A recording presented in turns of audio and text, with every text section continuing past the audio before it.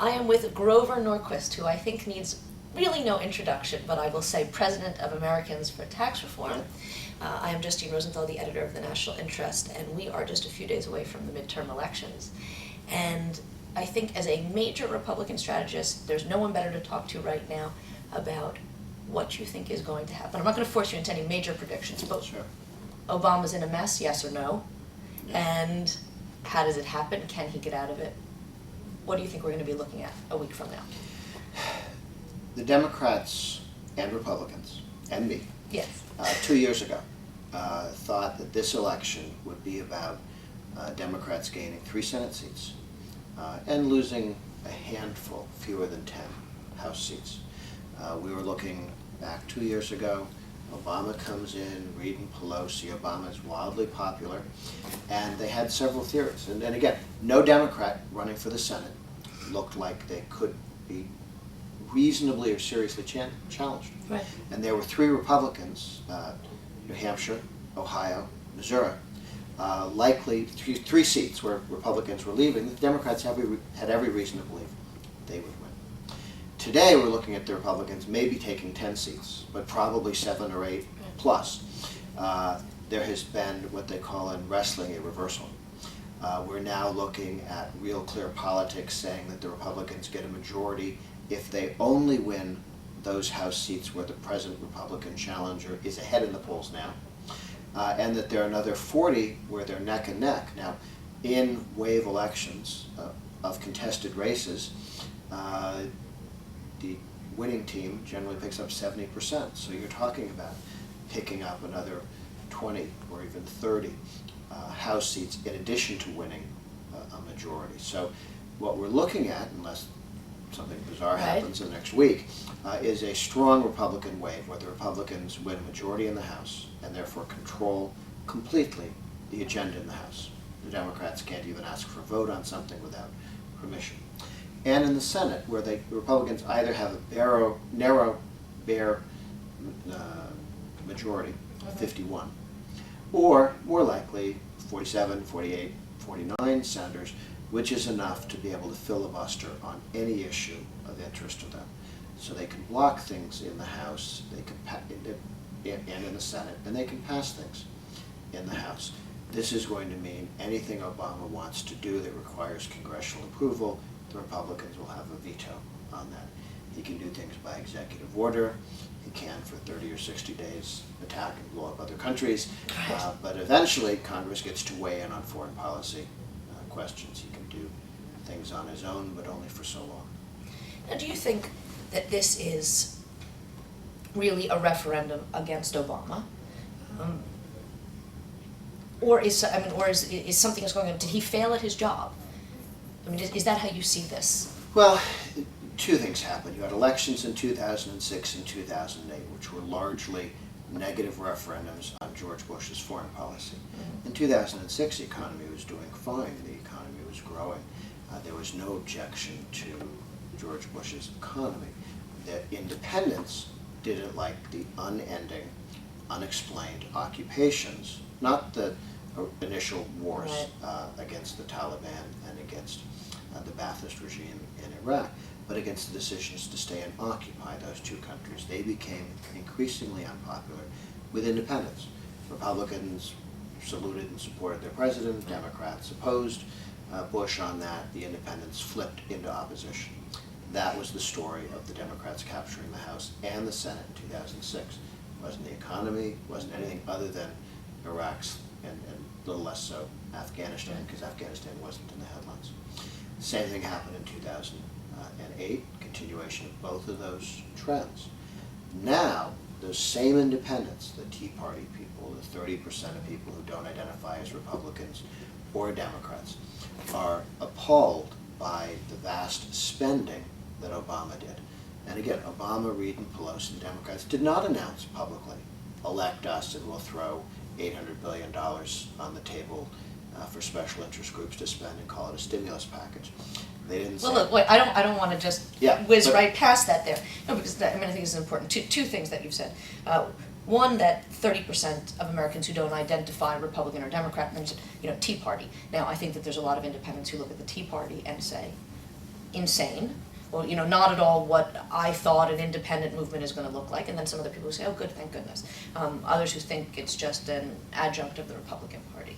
And the second part then is the stimulus package and how you have seen that. So Sure. let's just backtrack to Sure. the Tea Party and the 30% Tea of Party Americans. movement, Yes. The Tea Party movement is a collection of people who were not Republicans or Democrats before. If they were, they wouldn't be a new movement. They Right. wouldn't be important. They wouldn't matter.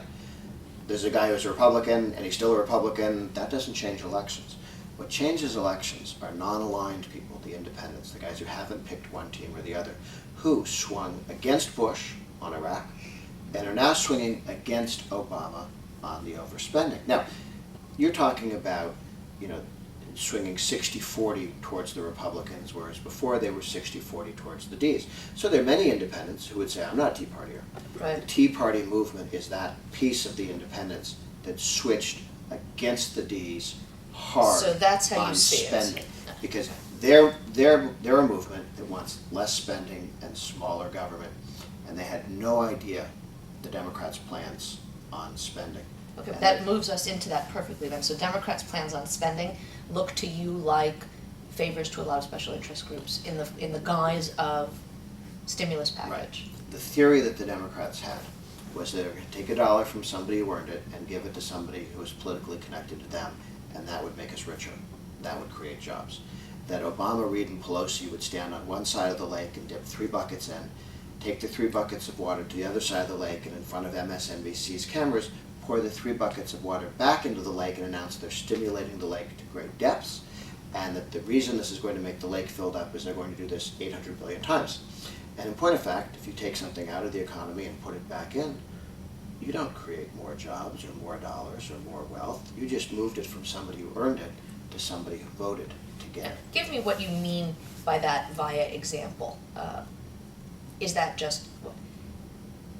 Taxes? I mean, because we haven't seen more taxes yet really in action. This So all comes out of debt. You can take money from people in 2 ways. You can either burden them with debt, or you can take the dollar out of their pocket. Or you could stick an IOU for $1 into their pocket, meaning you owe me, the government, $1. And what they did was they didn't raise taxes to pay for the $800 billion. They raised debt to pay for the $800 billion. So everybody in America and their children and grandchildren will be paying off the $800 billion. The economy got worse because of all this spending. Unemployment went down because of all this spending. Their own models as to what was going to happen said the economy would be at one place. It is worse than where it should have been without any massive spending. So, Dora, what would you have wanted to see? I mean, now when you say, I don't know if the Tea Party represents your opinion for the most part. I mean, I think you're aligned in some ways. I with- share their general view that the government's too big and we're throwing an awful lot of money away. What would you want to see happen? What is it you think the Tea Party movement wants to see happen? And do you think it will? Sure, stop the spending spree. That will happen. Republicans take the House, they can just stop spending money. The Democrats added not just the $800 billion for the stimulus, they added $1 trillion to domestic discretionary spending over the next decade in early 2009. The Republicans can come in and stop that for the future. So the other team kicked $200 billion out the door, just in general increasing the budget. We can save the other $800 billion by not spending it, and the Republicans can and will do that. How much of the stimulus money has not been spent and therefore can be stopped before it goes out the door? It's a number, maybe a couple $100 billion that's still available. Not, you can close the barn door. Not all the horses are out yet. Now, what do you say to people? I mean, Hank Greenberg, for example, who I think of as a fiscal conservative, says, well, we should be doing what the Chinese are doing. They've got more high-speed railways than we do. Lots of countries have spent more on infrastructure in intelligent ways. And so even coming from someone like that, there's a sense that we should be spending. Okay. We should be spending our own money. Individuals should be spending their own money. Governments always spend your money less well than you would. And I would argue that what China's doing is following the path that Japan took going into the 90s, their lost decade. A lot of infrastructure spending, a great deal of debt accumulated, and infrastructure, building buildings and highways and rail lines to nowhere that aren't being used by people. If you go through Japan, they look like Roman ruins, except it's new concrete, just doesn't do anything, and they're not connected to anything. And you've got highways out to somebody's congressional district or diet district. China is also malinvesting because the state's making these decisions, and they will have the same problems that Japan had and have to go through that kind of adjustment. So, I mean, China has two huge problems coming down the tracks at it. One, it's demographic challenges. It gets old before it gets rich. And the second is all this malinvestment by the government is going to have to be shaken out. There are a lot of bankrupt companies there that nobody knows they're bankrupt because they're state-owned and the state keeps pouring money in.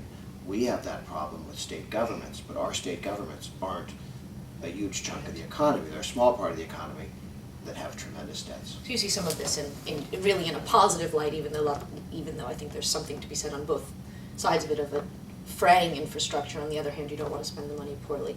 But let me close with, because we're running out of time, it's a little ahead of the game, but Republican presidential candidate, make your prediction. It will likely be a governor, somebody who wasn't associated with Bush, so you don't have to defend Bush stuff. Somebody who isn't a congressman or a senator, because congressmen or senators vote with everybody else. So it's Right. hard to stand out from the crowd. Hey, I just passed this bill. Well, you and 50 other senators passed that bill. What do you mean you passed the bill? But a governor can say. And Republicans have a governor in Texas, Rick Perry, Bobby Jindal in Louisiana, Haley Barbour in Mississippi. If we elect Meg Whitman of eBay to be governor of California, you can run for president of the United States after being 2 years the governor of California. Ronald Reagan did. So there are a lot of governors out there. Pawlenty, the governor of Minnesota, Sarah Palin, former governor of Alaska, Massachusetts, Romney's former governor. Look for governors. Look for governors. Thank you so much for being with us. Thank you. And I hope we will do it post-election and Sure. do a wrap-up of what we've actually seen. Love